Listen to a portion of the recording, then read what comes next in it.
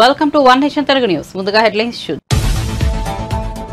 నేడు ఎన్టీఆర్ జయంతి, ఎన్టీఆర్ విశిష్ట నటుడు అంటూ మోదీ కితాబు. నివాళులర్పించిన చంద్రబాబు, లోకేష్. హైదరాబాద్ లోని ఎన్టీఆర్ ఘాట్ వద్ద నివాళులర్పించిన junior NTR, Kalyan Ram.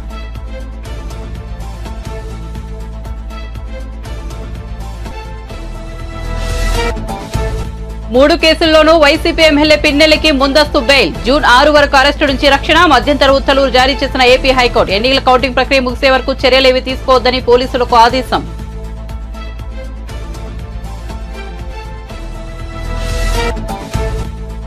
Phone tapping Telangana రాష్ట్ర గీతం స్వరకల్పనపై స్పందించిన రేవంత్ రెడ్డి. తమ ప్రభుత్వం ఫోన్ ట్యాపింగ్ జరపదన్న ముఖ్యమంత్రి. ఎవరు బాధ్యులో తేల్చే క్రమంలో ఫోన్ ట్యాపింగ్ వ్యవహారం బయటకు వచ్చిందని వెల్లడి.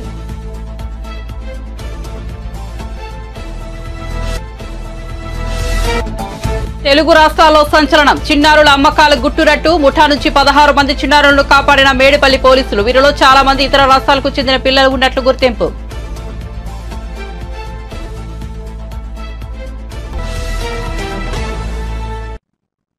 ఇక వార్త వివరాల్లోకి వెళ్తే, మాచల నియోజకవర్గ అధికార వైసీపీ ఎమ్మెల్యే పిన్నెల్లి రామకృష్ణారెడ్డికి మరో 3 కేసుల్లోనూ ముందస్తు బెయిల్ లభించింది.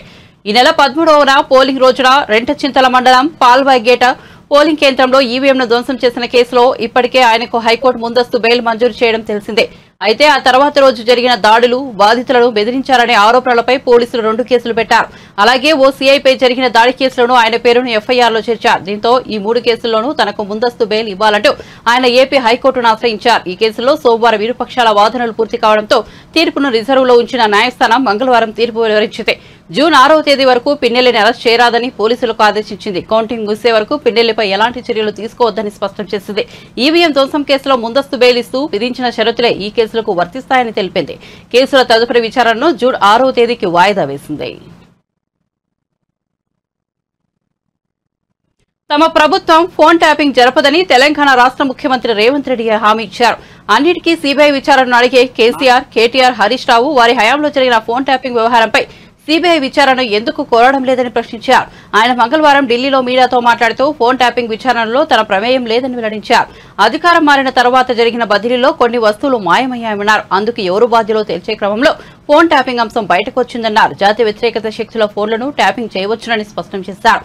తెలంగాణ రాష్ట్ర గీతానికి స్వరకల్పన బాధ్యతను అంత్యశ్రీకి అప్పగించినట్లు చెప్పారు. ఎవరితో సంగీతం సమకూర్చుకుంటారనేది ఆయన ఇష్టమన్నారు. రాష్ట్ర చిహ్నంలో రాచరిక పోకడలు ఉండకూడదని అభిప్రాయపడ్డారు. తెలుగు రాష్ట్రాల్లో పిల్లలను అక్రమంగా విక్రయిస్తున్న ముఠా గుట్టు రట్టు చేశారు రాచకొండ పోలీసులు. ఇతర రాష్ట్రాల నుంచి పిల్లలను తీసుకొచ్చి ఆంధ్రప్రదేశ్, తెలంగాణలో విక్రయిస్తున్న ముఠా అరెస్టు సంచలనంగా మారింది. 13 మంది చిన్నారులను కాపాడి 11 మంది నిందితుల్లో 3ని అరెస్ట్ చేసినట్లు రాచకొండ సిపి తరుణ్ జోషి వెల్లడించారు. ఢిల్లీ, పూణే నుంచి ఏడాదిలోపు ఉన్న పిల్లలను అక్రమంగా తీసుకొచ్చి 2 తెలుగు రాష్ట్రాల్లో నిందితులు అమ్మకాలు చేశారు. సంతానం లేని వారికి ఒక్కో చిన్నారిని 3.5 లక్షలకు అమ్మినట్లు సిపి తెలిపారు. They are girls, and again their age is right from 1 month up to 2.5 months. There is another 11 children that we received. So akkada nunchi supply chesi tarvata there are these 3 people, that is Shobha Rani, Hemlata and Sheikh Salim, and they are further assisted by other people, that is Saroja, Sharda and one Raju. Sharda and Raju, they are husband and wife, and these people are second level agents. So they are all interconnected actually. They are all having links with each other. All continuously communication lo untaru, and they are talking to each other. The requirement prakaram, avsaram prakaram valu, they are sometimes they are assisting, sometimes they are directly procuring. Then we have further other people by name Pathan, Mumtaz, Anuradha and Mamta. So konta mandi ma local valu unnaru. Some people are from Ghatkesar. For example, this Harihar Chetan and Padma, these are son and mother. This Harihar Chetan is actually working as a security guard in Genpact, and he is a native of Ghatkesar, and mother also staying in the mother is a housewife. And idhar kalpi chestunnaru local lo in our area. They are the main people who are procuring, and they are in touch with other people from Vijayawada area, that is Saroja and Sharda, and Sharda's husband Raju. All other people are the helpers. They are getting some small commissions. They are sometimes going, sometimes they are transporting, they are going and getting the children. అది వేరే రాష్ట్రానికి పోయి ఎక్కడ నుంచి తీసుకుంటున్నారు, they are getting by trains or by other means. So that is how all these people ఇప్పుడు మాకు total 8 మందికి ఈరోజు అరెస్ట్ చేసి జ్యుడిషియల్ రిమాండ్కి పంపిస్తాము. We have booked the cases under section 370, 372 and 373 of IPC and section 81 and 87 of Juvenile Justice Code Act 2015, I'm sorry. So under these, there is severe punishment for this. This is almost like trafficking of the children. So these children will be given to the end parents. Makunni end parents kuda memo identify chesamu kontamandiki. We are in the process of further interrogating because the 8 pillaluki maku dorkindi. We have been able to secure them from some of the end parents. I mean the end couples who have taken them, and after counselling etc. They will obviously be added as the accused people. So in this way this gang has been burst, and our local police from Medipalli, the local inspector and all other team, the sub inspectors, they have all done good job. Important thing is that one of your community or one of your fraternity, maku oka reporter nunchi information vachindi. We cannot disclose the name, but the entire information originally came from one of the reporter who has done a decoy operation, and while the child was being handed over, at that time the information was given to the police department. So we have they were all caught red-handed. దాని తర్వాత ఇది case book అయింది, and intuition తర్వాత ఈ మొత్తం gang bust అయింది. So this is the information, and all these children will be handed over to CWC, that is AP ప్రభుత్వ సలహాదారులు సజ్జల రామకృష్ణారెడ్డి ఎన్నికల సంఘంపై ఫైర్ అయ్యారు. ఈసీపై పలు అనుమానాలు వ్యక్తం చేస్తూ ఘాటు వ్యాఖ్యలు చేశారు. ఆంధ్రప్రదేశ్లో కూటమి ఏర్పడిన తర్వాత ఈసీ వ్యవహార శైలిలో మార్పు వచ్చిందని ఆరోపించారు. ఈసీకి చంద్రబాబు వైరస్ సోకిందని మండిపడ్డారు. ఈసీ కక్షపూరితంగా వ్యవహరిస్తోందని ఆరోపించారు. చంద్రబాబు అతని మనుషులు చెప్పిన విధంగా ఎన్నికల కమిషన్ పోలీసులు పనిచేస్తున్నారని అనుమానం వ్యక్తం చేశారు. పల్నాడు జిల్లా మాచర్ల నియోజకవర్గం పాల్వాయి గేట్ పోలింగ్ బూత్ లో ఈవీఎం ధ్వంసం చేసిన ఎమ్మెల్యే పిన్నెల్లి వీడియో ఈసీకి తెలియకుండా ఎలా బయటకు వచ్చిందని ప్రశ్నించారు.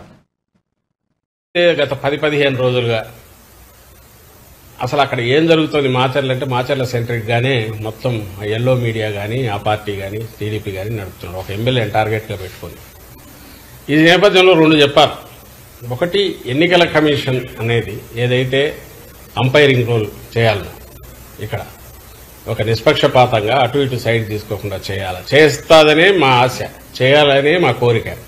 అందుకోసం ఎప్పుడైతే ఎన్నికల కోడ్ వచ్చినప్పటి దగ్గర నుంచి కూడా మీరు గమనిస్తే మా పార్టీ కానీ అధికారంలో ఉన్నప్పటికీ ముఖ్యమంత్రి గారితో సహా డిస్టెన్స్ అయ్యాం అక్కడికక్కడ. అలాగే ఏ నిర్ణయం తీసుకున్నా కూడా ఇద్దరికి సమానంగా ఉండే రకంగా ఏది తీసుకుంటున్నా కరెక్ట్ అనుకుంటున్నాం. కానీ దురదృష్టవశాత్తు ఈ ఎన్డీఏని కూటమి ఫామ్ అయినప్పటి నుంచి ఆ తర్వాత పైన ఎక్కడైతే సెంటర్లో బీజేపీ ఉన్నదో అంత పొత్తు పెట్టుకున్నప్పుడు నుంచి ఎన్నికల కమిషన్కు బాబు దోమపోట్లాగా బాబు కాటో లేక బాబు వైరస్ ఏదో సోకినట్టుంది, ఇన్ఫెక్షన్ వచ్చిందేమో అని అనిపిస్తుంది. అది ఎంతవరకు పోయిందంటే ముందు అనుమానంగా ఉండేది ఇప్పుడు నిజమని కూడా అనిపించే రకంగా ఎన్నికల కమిషన్ వ్యవహరిస్తున్న తీరు.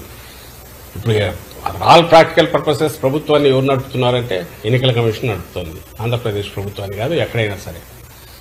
అది ఎంత జోక్యం చేసుకుంటోంది ఇప్పుడంటే ఇప్పుడు మీరన్న ఈ కేసుకు సంబంధించి మాచర్ల కేసులో కూడా అది కనిపిస్తుంది. అక్కడ ఆ రోజు ఈవీఎం జరిగిన సంఘటన ఏదైతే ఉందో దాని మీద మీరు పోవడానికి అసలు ఆ వీడియో ఎక్కడి నుంచి వచ్చింది దాని లేదు. అలాంటి వీడియోలు మిగిలినవి ఎందుకు రిలీజ్ చేయాలంటే వాటిని రిలీజ్ చేయాలి ఎలక్షన్ కమిషన్. నువ్వు నిష్పక్షపాతంగా వ్యవహరిస్తున్నావంటే ఎక్కడెక్కడ ఈవీఎంలు డ్యామేజ్ అయినా ఉన్నాయో అవన్నీ బయట పెట్టాలి. బయట పెడుతూ దానికి ముందు తర్వాత జరిగినవి ప్రెమిసెస్లో ఏం జరిగిందో కూడా బయటకు రావాలి. అది ఎందుకు చేయట్లా? ప్లస్ ఆ వీడియో బయటకు వచ్చింది ఎట్లా వచ్చింది? వీడియో బయటకు వచ్చిందంటే మాకు తెలియదు సంబంధం లేదనడం కాకుండా ఇమ్మీడియట్ సీరియస్ కేసు పెట్టాలనా లేదా? కేవలం ఎన్నికల కమిషన్ ఆధ్వర్యంలో ఉంది కాబట్టి మిమ్మల్ని అడుగుతాం. ప్రభుత్వం ఆధ్వర్యంలో ఉంటే మమ్మల్ని ఎట్లయితే అడిగేవాళ్ళు, ఇప్పుడు ఎన్నికల కమిషన్ ఆధ్వర్యంలో అన్ని వ్యవహారాలు నడుస్తున్నాయి కాబట్టి ఎన్నికల కమిషన్ అడుగుతాం. అడిగాం, సమాధానం లేదు. అదే మాచర్ల కాన్స్టిట్యున్సీలో ఇంకా 5-6 చోట్ల ఈవీఎంలు డ్యామేజ్ అయ్యాయి అన్నారు. మరి అవన్నీ ఎందుకు బయటకు ఫీడ్ రిలీజ్ చేయట్లా? ఇదే పాల్వాయి గేట్ ఎక్కడ అంటున్నారు, బయట వీడియోలు మేము చూపించాము, ఎన్నికల కమిషన్కి ఇచ్చాము. ప్రెమిసెస్లో అడ్డంగా కొడుతున్నారు న్యూట్రల్ ఓటర్స్ కానీ, వైఎస్ఆర్సీపీ ఓటర్స్ కానీ, లేకపోతే ఎస్సీ బీసీ మైనారిటీలకు చెందిన ఓటర్లను కానీ రానివట్ల టీడీపీ వాళ్ళు అడ్డంగా కొడుతున్నారు. ఈ కొడుతున్న వాటన్నిటి గురించి దాని గురించి ఏం తీసుకున్నారు? అన్నిటికంటే ముఖ్యంగా ఎవరు రీపోలింగ్ అడుగుతారు? బాధితుడు అడుగుతాడు. ఎందుకు టీడీపీ అడగట్లా? ఎందుకంటే వాళ్ళు కంఫర్టబుల్గా ఉంది కాబట్టి, గుద్దుకున్నారు కాబట్టి, అడ్డంగా వేసుకున్నారు కాబట్టి, రిగ్ చేసుకున్నారు కాబట్టి వాళ్ళు అడగట్లా. అఫెక్ట్ అయినారు కాబట్టి మా వాళ్ళు అడుగుతున్నారు.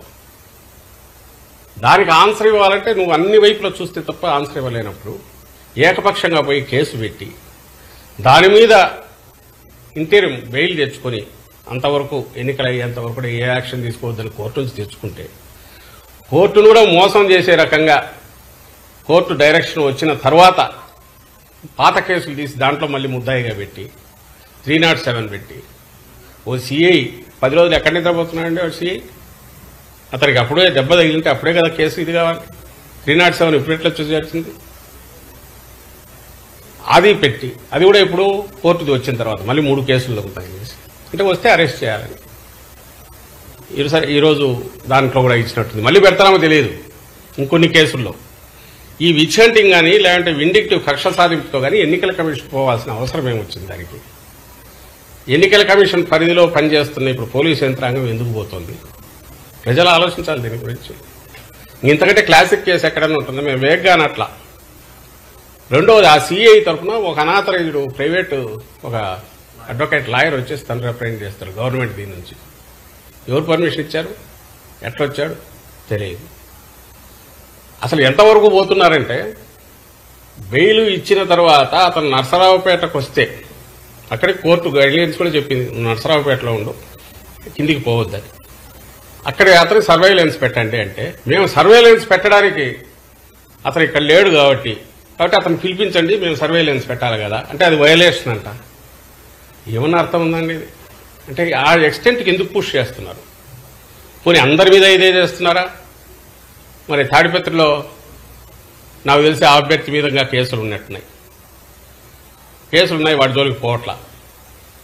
అక్కడ నాన్ బెయిలబుల్ పెట్టచ్చు, 3 చేసి అక్కడ చేయట్లా, ఒక్క మాచర్ల మీదే ఇది పెడుతుంది. ఇంకా అనుమానాలు రావా? అనుమానాలు రావడం ఏంది? రుజువు కావట్లేదు. అక్కడ పూర్తిగా కక్ష సాధింపుతో చంద్రబాబు ఎట్లంటే ఆయన రిమోట్ కంట్రోల్తో ఆయన కానీ ఆయనకు కావాల్సిన వాళ్ళు కానీ ఆ పార్టీ నాయకులు కానీ అన్నదానికి తగినట్టే ఎన్నికల కమిషను లేదా దాని ఆధ్వర్యంలో పనిచేస్తున్న పోలీసు యంత్రాంగం కానీ ఇతర అధికారులు కానీ పనిచేస్తున్నారేమో, వ్యవహరిస్తున్నారేమో అని ఖచ్చితంగా అనిపిస్తుంది. పోస్టల్ బ్యాలెట్ లోడ్ల లెక్కింపులో నిబంధనలను సడలిస్తూ సీఈఓ ప్రత్యేక గైడ్లైన్స్ ఇవ్వడం పట్ల వైసీపీ నేత పేర్ని నాని అభ్యంతరం వ్యక్తం చేశారు. అన్ని రాష్ట్రాలకు పోస్టల్ బ్యాలెట్ కవర్లు 13A, 13B నిబంధనలను పంపించారని తెలిపారు. గెజిటెడ్ అధికారం సంతకం పెట్టి స్టాంపు వేయాలని, స్టాంపు లేకపోయినా చేత్తో రాయకపోయినా సరే ఆమోదించబోమని చెప్పారని గుర్తు చేశారు. కానీ ఇప్పుడు కొత్తగా అలా స్టాంపు వేయకపోయినా చేత్తో రాయకపోయినా సరే ఆమోదించాలని అన్నారని తెలిపారు. దేశంలోని ఏ రాష్ట్రంలో నిబంధనలు ఏపీలోనే ఎందుకు తీసుకొచ్చారని ప్రశ్నించారు.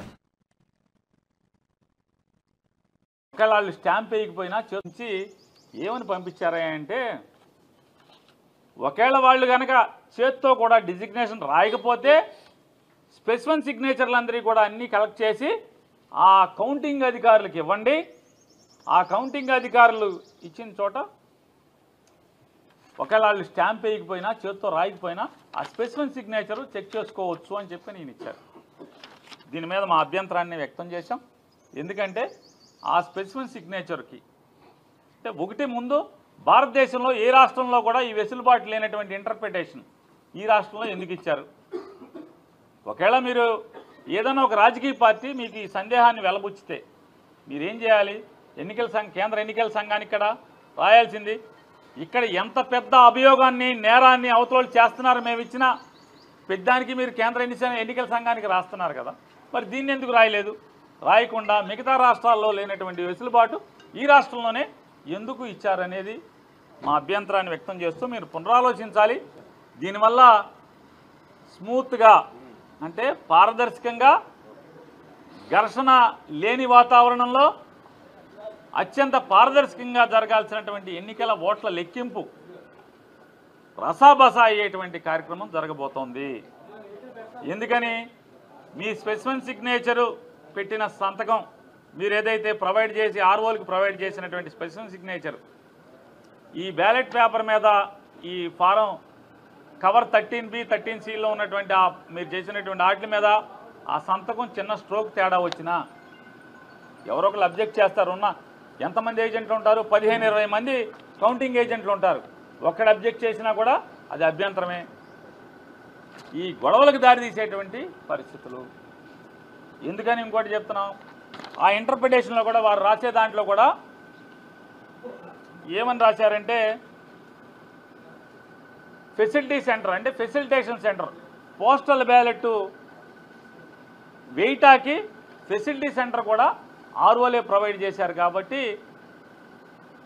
రాజ్యాంగం ఏం చెప్తుందంటే ప్రాథమిక హక్కు ఓటు వేయటం అంటది, అంతేగాని అది సీక్రెట్గా ఉండాలి. ఈ రచ్చలో ఏమవుతుంది, ఆ ఓటు ఎవరిదో తెలుస్తుంది, చెప్పాల్సిందే కదా. ఓటు ఎవరిదో తెలిసేటువంటి పరిస్థితులు ఉన్నాయి. రెండవది సీక్రెసీ అనేది మనకి రాజ్యాంగం చెప్పి ఎలక్షన్ కమిషన్ ఆఫ్ ఇండియా చెప్పినటువంటి సీక్రెసీ అనేది పోతుంది. రెండవది రచ్చరచ్చ రభస అయ్యేటువంటి కార్యక్రమం. సహజంగా మనమే ఉంటాం, బ్యాంకుకి వెళ్ళినప్పుడు స్పెసిఫిక్ సిగ్నేచర్ పెట్టమన్నప్పుడు మానవ నైజం చాలా జాగ్రత్తగా మన సంతకాన్ని పెడతాం. అదే ఒక 100 చెక్కులు ఇచ్చి 100 మీద నీ సంతకం పెట్టమంటే ఖచ్చితంగా స్ట్రోకులు తేడా ఉంటాయి. లేదు నువ్వే 100 సంతకాలు కాగితాలు ఇచ్చి ఒకేసారి 100 సంతకాలు పెట్టమంటే నిర్లక్ష్యం వస్తుంది, విసుగు వస్తుంది. మరి స్ట్రోక్ తేడా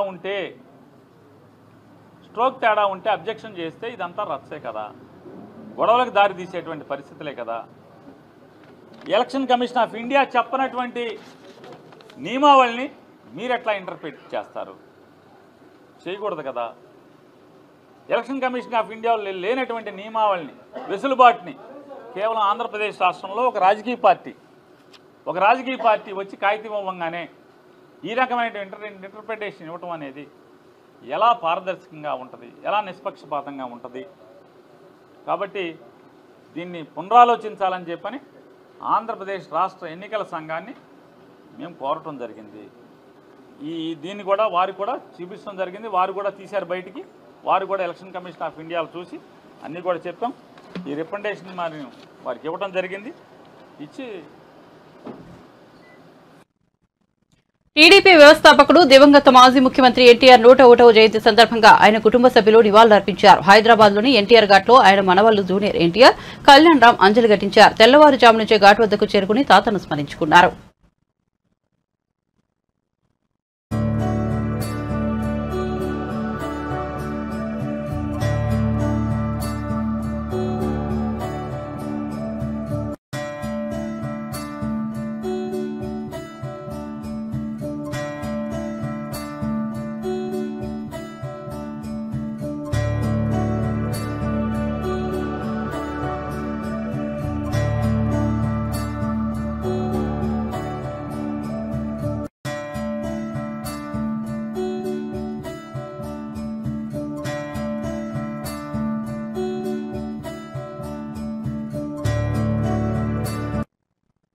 ఎన్టీఆర్ 101వ జయంతి సందర్భంగా హైదరాబాద్లోని ఎన్టీఆర్ ఘాట్లో నటుడు నందమూరి బాలకృష్ణ నివాళులర్పించారు.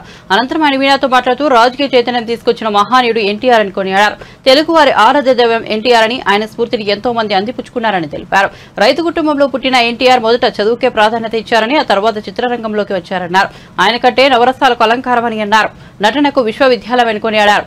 సినీ రంగంలో మొకటం లేని మహారాజుగా వెలుగొందుతున్న సమయంలోనే రాజకీయాల్లోకి వచ్చారని తెలిపారు.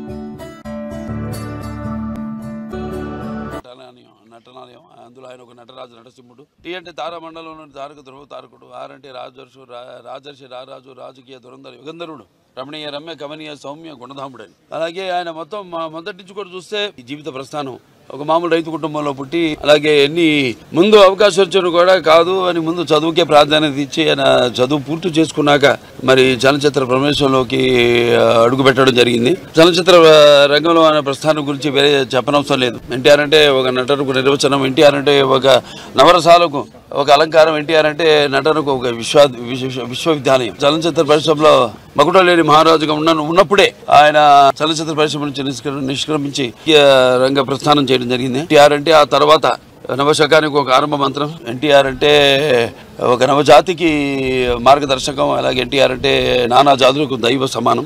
పార్టీ పెట్టి 9 నెలలకి అధికారాన్ని చేయించుకుని మరి తర్వాత ఆయన ప్రవేశపెట్టిన ఎన్నో పథకాలు ఎన్నో సాహసోపేతమైనవి, ప్రజలకు ఉపయోగపడేవి, అలాగే ఎంతో సానుకూలమైనవి. వాటిని ప్రవేశపెట్టి అమలుపరుస్తూ ముందుకు వెళ్ళడమే తప్పితే ఇప్పుడు ఉన్న పార్టీలకు మన రాష్ట్రంలోనే కాదు దేశంలో కూడా చూసినా మనం ఒక విప్లవాత్మకమైన సంస్కరణలు అయితేనేమి, సంక్షేమ అభివృద్ధి కార్యక్రమాలు అయితేనేమి తీసుకొచ్చిన అభినవ్ అంబేద్కర్, నందమూరి తారక రామారావు గారు, ఎవరైనా ఆయన పేరు చెప్పుకుని ఆయన చేపట్టిన పథకాలని చెప్పుకునే ఇప్పుడు ఏ పార్టీ అయినా ముందుకు సాగాల్సిందే తప్ప వాడికి వేరే గతి లేదు. అది ఎన్టీఆర్ గారి అంటే పేదల ఆకలి తెలిసిన అన్న ఆయనే. అలాగే భవితకు భవిష్యత్తు ఇచ్చిన అమ్మ ఆయనే. అలాగే ఆయనకి ఎప్పుడు అండగా ఉన్న ఆడపడుచులకు ఆర్థిక స్వాతంత్రం ఇచ్చిన అన్న కూడా నందమూరి తారక రామారావు. టీడీపీ వ్యవస్థాపకుడు ఎన్టీఆర్ 101వ జయంతి సందర్భంగా ఆయన కుటుంబ సభ్యులు నివాళులర్పించారు. హైదరాబాద్ లోని ఎన్టీఆర్ ఘాట్ వద్ద ఆయన కుమార్తె బీజేపీ ఏపీ అధ్యక్షురాలు పురంధేశ్వరి భర్త దగ్గుపాటి వెంకటేశ్వరరావుతో కలిసి అంచెలు ఘటించారు. ఎన్టీఆర్ ఆశీస్సులు తెలుగు ప్రజలందరికీ ఉండేలా ప్రార్థిస్తున్నట్లు తెలిపారు. మనందరికీ తెలుసు, ఏ రంగంలో కాలు పెట్టినా కూడా ప్రపంచనాన్ని సృష్టించినటువంటి నందమూరి తారక రామారావు గారు ఒక పేరు, ఒక వ్యక్తి కాదు. వారు ఒక సంచలనం అని చెప్పి మనందరికీ తెలుసు. ఏ రంగంలో కాలు పెట్టినా కూడా ప్రపంచనాన్ని సృష్టించినటువంటి మహనీయులు వారు. చలనచిత్ర రంగంలో 320 సినిమాలకు పైగా వారు నటించి రాజు నుండి నిరుపేద వరకు, దేవుడు నుండి రాక్షసుడి వరకు, నాయకుడి నుండి ప్రతి నాయకుడి వరకు ప్రతి పాత్రలో జీవించి ఈరోజు తెలుగు ప్రేక్షకుల హృదయాల్లో చెరగని ముద్ర వేసినటువంటి వారు రాజకీయంలోకి వచ్చిన తర్వాత, ప్రజా ప్రస్థానంలోకి అడుగుపెట్టిన తర్వాత రాజకీయాలు కేవలం అధికారాన్ని ప్రాప్తించడానికి మాత్రమే కాదు, ఆ అధికారాన్ని సేవా మాధ్యమంగా ఏ విధంగా వినియోగించుకోవచ్చో అనేక సంక్షేమ పథకాలని ప్రవేశపెట్టి ప్రజలకి నిజంగా రాజకీయాలకి ఒక సరికొత్త నిర్వచనాన్ని పలికినటువంటి మహనీయులు వారు. ఈనాడు వారు చిరస్మరణీయులుగా ప్రతి ఒక్కరి తెలుగు హృదయాల్లో ఉన్నారు అని అంటే తెలుగు వారికి ఒక ప్రత్యేక భాష, ఒక ప్రత్యేక చరిత్ర ఉన్నది, వారికి ఒక ప్రత్యేకమైనటువంటి ఉనికి ఉన్నది అని చెప్పి ప్రపంచానికి చాటినటువంటి నేపథ్యంలో ఈరోజు తెలుగు వారందరి హృదయాల్లో కూడా చిరస్మరణీయులుగా వారు నిలిచి ఉన్నారు. వారికి నా నివాళులు అర్పిస్తూ వారి చల్లని చూపు కేవలం వారి కుటుంబం మీద మాత్రమే కాకుండా తెలుగు వారందరి మీద కూడా ఉండాలి అని చెప్పి ప్రార్థిస్తున్నాను. సాహసానికి మారుపేరు ఎన్టీఆర్ అని టీడీపీ నేత రఘురామకృష్ణ అన్నారు. ఎన్టీఆర్ జయంతి సందర్భంగా ఆయనకు నివాళులు అర్పించారు. భారతరత్న పురస్కారానికి పూర్తి అర్హత ఉన్న వ్యక్తి ఎన్టీఆర్ అని కొనియాడారు. ఆయనకి నివాళి ఇక్కడ అర్పించడానికి వచ్చా. నా చిన్నతనం నుంచే అంటే నాకు ఊహ తెలిసిన దగ్గర నుంచి నేను ఎన్టీ రామారావు గారి అభిమాని. 1994లో ఎన్టీ రామారావు గారు సాధించిన విజయాల్లో కల్లా అతి గొప్ప విజయం ఈనాడు మళ్ళీ ఆయన స్ఫూర్తితో ఈ 2024లో చంద్రబాబు నాయుడు గారి నాయకత్వంలో సాధించబోతున్నాం అని ఖచ్చితంగా చెప్పడానికి నేను గర్వపడుతున్నా. ఇంకొక 7 రోజుల్లో అదే వస్తుంది. సాహసానికి మారుపేరు రామారావు గారు. సరే, రామారావు గారి సినిమాల గురించి ఆయన ఎంత గొప్పవాడో చెప్పడానికి ఎన్ని రోజులు మాట్లాడుకున్నా అది సరిపోదు. ఆయన చిరస్మరణీయుడు, తిరస్మరణీయుడే కాదు చిరస్మరణీయుడు. నాకు ఒక 5-6 సందర్భాల్లో 91 నుంచి 94 ఆ మధ్యన రామారావు గారితో కాస్త సన్నిహితంగా ఒక 5-6 సార్లు అంటే సుమారు 1 గంట సేపు అలా గడిపే అవకాశం దక్కింది. అది నా జీవితంలో మరపురాని మధుర క్షణాలని చెప్పి నేను ఖచ్చితంగా చెప్పగలను. ఆయన ఒక గొప్ప మానవతావాది. అటువంటి మానవతావాది ఈ శతాబ్దంలో లేరనే నా పరిపూర్ణ విశ్వాసం. భారతరత్న అవార్డుకి గౌరవం రావాలి అంటే అంటే గౌరవం తగ్గింది అని నేను అంటలేదు, కానీ ఆ అవార్డుకి పునర్వైభవం రావాలి అంటే ఖచ్చితంగా నందమూరి తారక రామారావు గారికి ఆ అవార్డు ఇచ్చి తీరాలి. ఎంతోమంది నాయకుల్ని మనం స్మరించుకుంటున్నాం, కానీ ఎన్టీ రామారావు గారి స్థాయి ఆ నాయకులు అందరికన్నా కూడా అతిపెద్ద స్థాయి. తెలుగు రాష్ట్రాలు రెండిట్లోనూ రామారావు గారి జయంతిని మరి ఒక రాష్ట్ర ప్రభుత్వం సెలవు ప్రకటించాలి అని నేను పని దొంగలాగా మాట్లాడను, కానీ సెలవు ప్రకటించకపోయినప్పటికీ కూడా రాష్ట్ర ప్రభుత్వం స్పెషల్గా 2 రాష్ట్ర ప్రభుత్వాలు కూడా రామారావు గారి జన్మదినాన్ని ఒక తెలుగువారి ఉత్సవంగా ప్రకటించాలి. ఆ రోజు ప్రత్యేకంగా ప్రభుత్వ కార్యాలయాలన్నింటిలో, ఇప్పుడు ఆ పక్కన ఉన్న సెక్రటేరియట్ ఎలా ఉందో అలాగా ప్రభుత్వ కార్యాలయాల్లో ఒక అంబేద్కర్ జయంతి ఎన్నో జరుపుకుంటున్నాం, మనం జగజీవన్ రామ్ జయంతి జరుపుకుంటున్నాం. అంతకు ఆ స్థాయిలో మనం తెలుగువారందరూ కూడా, ప్రపంచంలో ఉన్న తెలుగువారందరూ కూడా నందమూరి తారక రామారావు గారిని గౌరవించుకోవాల్సిన అవసరం ఉంది. ఖచ్చితంగా రాబోయే నెక్స్ట్ భారతరత్న మన నందమూరి తారక రామారావు గారికే ఇచ్చి కేంద్ర ప్రభుత్వం గౌరవిస్తుందని చెప్పి నా పరిపూర్ణ విశ్వాసం. ఆ దిశగా తెలుగు ప్రజలందరూ కూడా ప్రతిజ్ఞ చేసి, అంటే అవార్డు తెచ్చుకుంటే వచ్చేది కాదు, అయినప్పటికీ కూడా మరి కొన్నిసార్లు కొంతమంది గొప్ప వ్యక్తుల వ్యక్తిత్వాన్ని గుర్తు చేయవలసిన అవసరం ఉంది. ఆ బాధ్యత తెలుగువాడు అని చెప్పుకోవడానికి గర్వపడేలాగా చేసిన మహానుభావుడు ఎన్టీ రామారావు గారు. సంక్షేమ కార్యక్రమాలకి ఆదికర్త, సృష్టికర్త ఎన్టీ రామారావు గారు. అటువంటి మహానుభావుడిని ఈ 101వ జయంతి సందర్భంగా ఇక్కడికి వచ్చి వారికి నివాళి అర్పించినందుకు మరొక్కసారి ఒక తెలుగువాడిగా తెలుగు జాతి ఖ్యాతిని ప్రపంచంలోని నలుమూలలా విస్తరించిన ఆ విశ్వవిఖ్యాత నట సార్వభౌముడికి, ఆ విశ్వవిఖ్యాత మానవతావాదికి మరొక్కసారి శిరస్సు వచ్చి నమస్కారం చేస్తూ జోహార్ ఎన్టీఆర్, జోహార్ ఎన్టీఆర్, జై తెలుగుదేశం. నందమూరి తారక రామారావు గారి 101వ జయంతి సందర్భంగా ఆయనకి నివాళి. తిరుమల శ్రీవారిని నిర్మాత దిల్రాజు కుమార్తె హర్షితారెడ్డి, లవ్ మీ చిత్ర నటుడు ఆశీష్ రెడ్డిలు దర్శించుకున్నారు. వీఐపీ ప్రారంభ విరామ దర్శన సమయంలో వీరు స్వామివారి సేవలో పాల్గొన్నారు. గర్భాలయంలో స్వామివారిని దర్శించుకుని లవ్ మీ చిత్రం విజయవంతం కావాలని ప్రార్థించారు. త్వరలో రామ్ చరణ్ కథానాయకుడిగా నటించిన గేమ్ చేంజర్ చిత్రం ప్రేక్షకుల ముందుకు రానున్నట్లు హర్షితారెడ్డి తెలిపారు. దర్శనం బాగా అయింది. ఇంతకంటే మంచి మాకు బ్లెస్సింగ్ దొరకదు. అందుకే ప్రతి సినిమాకి మాకు రిలీజ్ అయిన వెంటనే ఒక 1-2 డేస్లో వెంకటేశ్వర స్వామి దర్శనం చేసుకోవడానికి వస్తాం. చాలా రిఫ్రెషింగ్ ఉంది, చాలా హ్యాపీగా ఉంది. అండ్ థ్యాంక్ యూ వెంకటేశ్వర స్వామి మమ్మల్ని దీవించారని కోరుకుంటూ సినిమాకి వెళ్ళండి, లవ్ మీ ఫ్యూ డేస్ చూస్తూ ఉండండి నెక్స్ట్ సినిమాలు వచ్చేదాకా. ఐ హోప్ అందరికీ నచ్చుతుంది. థ్యాంక్ యూ మీడియా వాళ్ళందరికీ. ఒక పాజిటివ్ మెసేజ్. నెక్స్ట్ సెల్ఫిష్ ఉంది, దాని తర్వాత సితారా ప్రొడక్షన్స్లో ఒక సినిమా ఉంది, అది త్వరలో అనౌన్స్ చేస్తాం. లవ్ మీ మూవీ మొన్న రిలీజ్ అయింది, చాలా బాగా రెస్పాన్స్ వస్తుంది. వెరీ డిఫరెంట్ కంటెంట్ మూవీ అనేసి. మేమందరం వెంకటేశ్వర స్వామి భక్తులం, మా ఫ్యామిలీ అంతా. సో ఏ మూవీ రిలీజ్ తర్వాత అయినా స్వామివారి దగ్గరికి వచ్చి. బులెటిన్ ముగించే ముందు హెడ్లైన్స్ మరోసారి చూద్దాం. నేడు ఎన్టీఆర్ జయంతి, ఎన్టీఆర్ విశిష్ట నటుడు అంటూ మోదీ హితాము. నివాళులర్పించిన చంద్రబాబు లోకేష్, హైదరాబాద్లోని ఎన్టీఆర్ ఘాట్ వద్ద నివాళులర్పించిన junior NTR Kalyan Ram.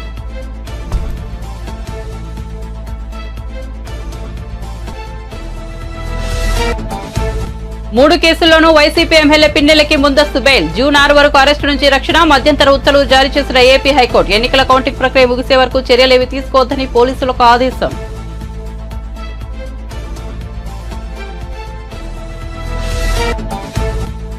Phone tapping, Telangana రాష్ట్ర గీత స్వరకల్పనపై స్పందించిన రేవంత్ రెడ్డి. తమ ప్రభుత్వం ఫోన్ ట్యాపింగ్ జరపదన్న ముఖ్యమంత్రి. ఎవరు బాధ్యులో తేల్చే క్రమంలో ఫోన్ ట్యాపింగ్ వ్యవహారం బయటకు వచ్చిందని వెల్లడి.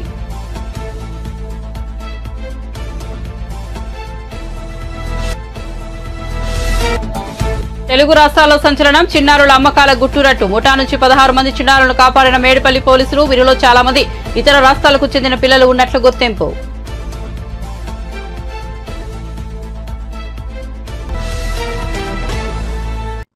మరిన్ని అప్డేట్స్ కోసం చూస్తూనే ఉండండి వన్ నేషన్ తెలుగు న్యూస్